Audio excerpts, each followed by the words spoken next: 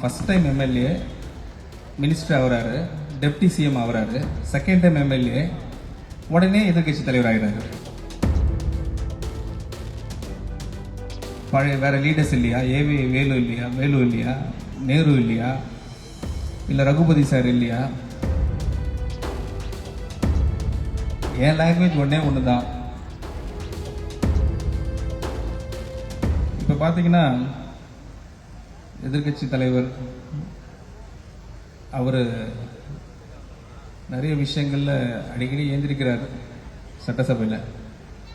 First ஏந்திரிக்கிறது ஒரு reason என்ன சொல்றாருன்னா, அந்த லைவ் ஏன் போடுறீங்க, இங்கேயும் லைவ் இருக்கான்னு தெரியல, நாங்கள் அதை பற்றி கன்சர்ன் பண்ணுறதில்ல, வெல்கம் லைவ் தான் சொல்கிறோம்.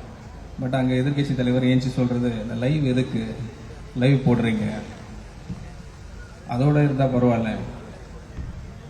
அவர் அங்கே சட்டமன்றத்துக்கு எதிர்கட்சி தலைவர் ஆகிட்டாங்க. அவர் செகண்ட் டைம் எம்எல்ஏ. போனதான் ஃபர்ஸ்ட் டைம், இப்போ செகண்ட் டைம். எங்கேயாச்சும் நடந்திருக்குமா? ஹிஸ்ட்ரி எங்கேயா நடந்திருக்குமா? ஃபர்ஸ்ட் டைம் எம்எல்ஏ மினிஸ்டர் ஆகுறாரு, டெப்டி சிஎம் ஆகுறாரு. செகண்ட் டைம் எம்எல்ஏ உடனே எதிர்கட்சி தலைவர் ஆகிறாரு. ஏன் உங்க கட்சியில் பழைய வேற லீடர்ஸ் இல்லையா? ஏவி வேலு இல்லையா? வேலு இல்லையா? நேரு இல்லையா? இல்லை ரகுபதி சார் இல்லையா? ஏகப்பட்ட லீடர்ஸ் இருக்காங்க.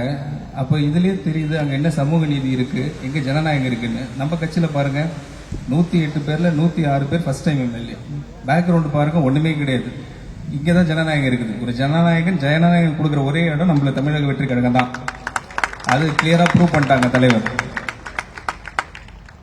என்ன எடுத்தீங்கன்னா, ஃபர்ஸ்ட் என்னோட ஹிஸ்டரி சொல்லிடணும். ஆக்சுவலா அது பல தகவல் வெளியே பரவிட்டு இருக்கும். இது யாரு, என்ன, இவர் லாங்குவேஜ் என்ன.